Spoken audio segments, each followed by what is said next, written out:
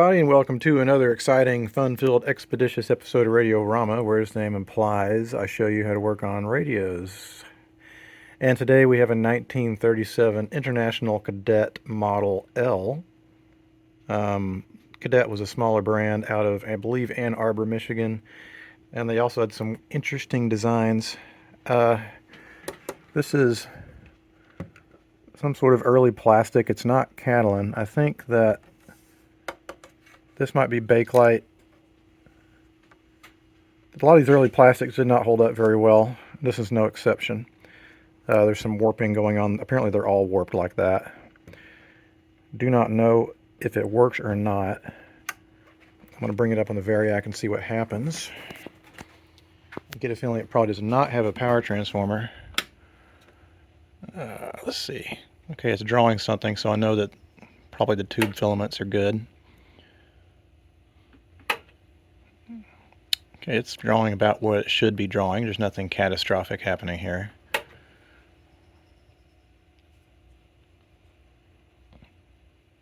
Just bring it up. Maybe not all the way. Okay, we got pilot light.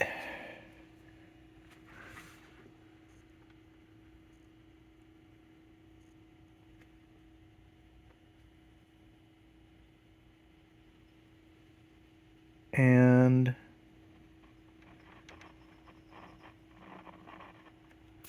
hear audio, but I'm not. There we go.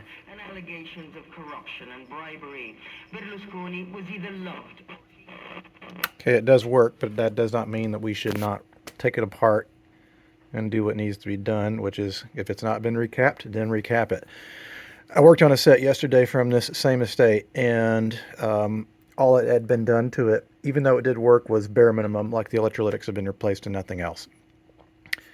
This is not going to get an audio input. The value is in the styling of the case, and so it's going to be more of a cosmetic job and a straight up electrical overhaul. And right off the bat, this thing is proving to be a pain in the butt. I can't get the knobs off. They are, I think the plastic has shrunk. Oh wait, look. There's little set screws that hold them on. Okay, I'm glad that I saw that. How interesting. And it looks like to get the chassis out, there's 4 screws that hold it to the cabinet. Alright, so maybe it's not such a bad start. Let's see if we can get those knobs off. Alright, so chassis came out. Very strange design indeed. It is a 6.2 radio, and so it should be a little more sensitive.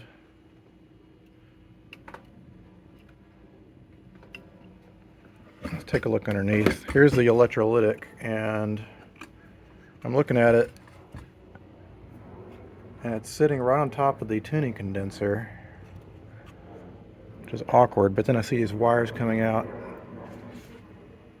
I'm thinking that's probably the wires to the electrolytic. Let me see if I can. Yep, there they are. They're coming out. And of course, being 90 years old, the colors have faded. And looks like there's 2 light colored wires, which are probably our positives, and then we have a black wire. And that's going the chassis ground. So this is a true hot chassis set, and that's probably why the knobs were held on with set screws, because I don't want anybody to casually take the knobs off and touch chassis, because that's 120 volts right there. It's probably also why this set is completely encased in a plastic case so nobody can get at it. I'm okay with that. Like if it had been a situation where people could touch the back or whatever, that's a major problem. But it is all original. It's not been worked on. Someone has added this extremely silly long cable. I'm going to cut this down. It doesn't need to be that long. And we have a bunch of micromold capacitors, which, as I've indicated in the past, these guys are just paper caps. In fact, I restored a radio yesterday, and it had like all of these in it. And you can see Must have thrown it away, but when you split them in half, they're just paper. Here it is. That's what they look like inside. So not to be trusted. Do not be fooled by the name.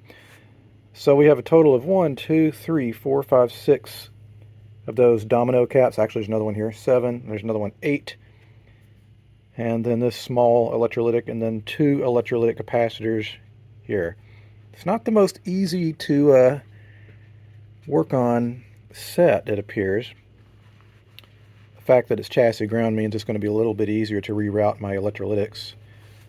I need to look up the schematic for this thing because there's no markings on that electrolytic, so I'm not sure what the value is, but I'll find out.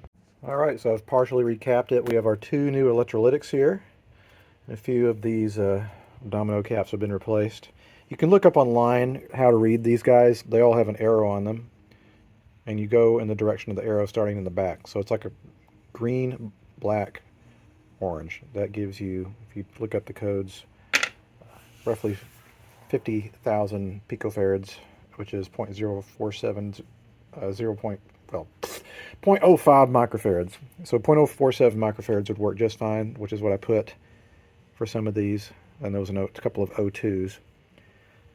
So I've got it plugged up to my isolation transformer because I don't feel comfortable operating hot chassis without it.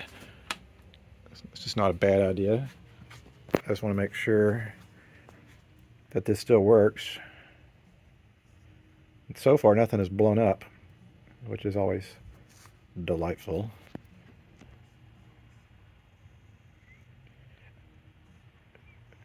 Seems like it takes a long time to warm up. I wonder if some of my tubes are weak.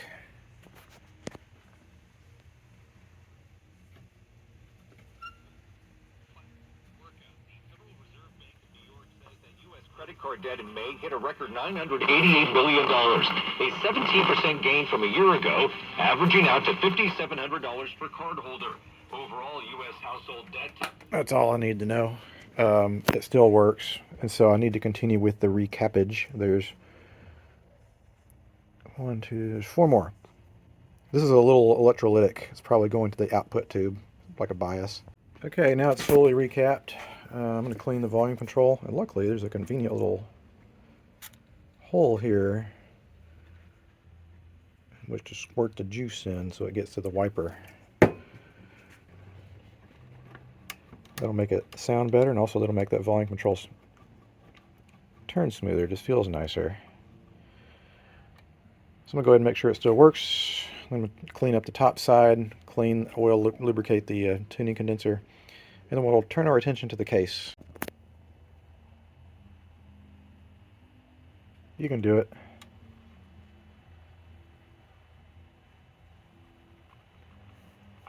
Broke down in Concord. Needs a longer antenna, and by the way, I don't like how this wire looks. It's kind of, questionable. I don't want anyone to possibly be able to touch this metal chassis, including the antenna wire. So I'm going to put a new wire in there with new insulation, and then I'll clean up the top. Alright, so I got a new antenna wire. I ran it through this rubber grommet here. It's just good insurance. Now I'm going to do is oil the tuning condenser here. I'm going to put like a little bit here. It's just going to make things turn a little bit easier. What a terrible noise. Let's see if I can oil this shaft here. I hate squeaky noises. Oh, there we go. Much nicer. So now I'm going to flip it up and we're going to clean it. Does it absolutely need to be cleaned? No, it doesn't. No one's going to see it. But I see it and it looks filthy, so I'm going to take care of it. Okay, so here we have the chassis cleaned up. No one will see it, but I just like doing it anyway. So now it's time to direct our attention to the cabinet. It feels very fragile. I was looking at it, and the front and back are held in with screws, so we can take those off. That should make it a lot easier to clean this up, so I'm going to take that off. Okay, so I didn't realize the top also comes off. So it's going to make it a lot easier to clean this up. First thing I'm going to do is take a look at this more closely. Is it Bakelite? I think it very well could be. You got to be very careful when you're dealing with Bakelite because you can ruin the finish if you clean it too harshly. But it's pretty dirty, so I'm at least going to just take it over the sink and get this dust off the top. All right, next step is to polish the case. Since that's Bakelite, I'm going to use Caranuba paste wax. It seems to do the best job for me anyway. I've been using this stuff lately because I didn't have anything else. I didn't have my McGuire's, I had Mother's.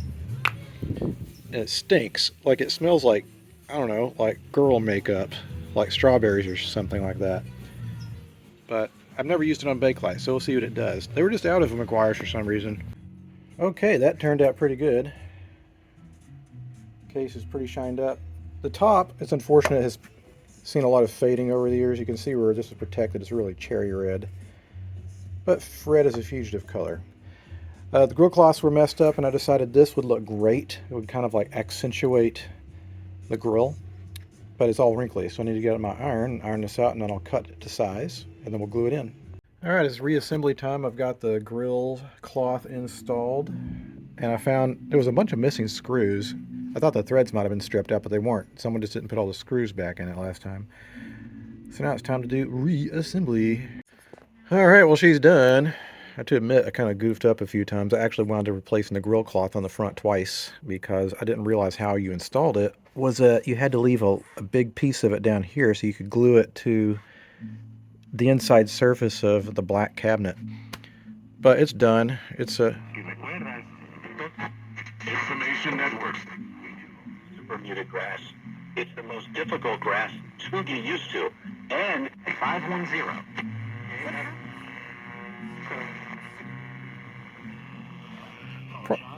probably needs a little bit of a longer antenna. 510-426-70. But those guys I mentioned, they'll be perfectly fine. To be honest, the person that gets this is not going to use it as a radio. It's not the best sounding radio. They're going to get it because it's eye candy. Speaking of which, our museum is having a auction July 22nd. Look up Radio Day by the Bay. This will be one of the pieces that you can bid on. And if you're out of the area, you can bid remotely. Anyway, this is going to be in it. And I don't know, one of our members might bid on it. I think it's cool looking. It's just not my thing. All right, guys, thanks so much for watching. Until the next time something comes across my workbench, I'll see you guys next time. Adios.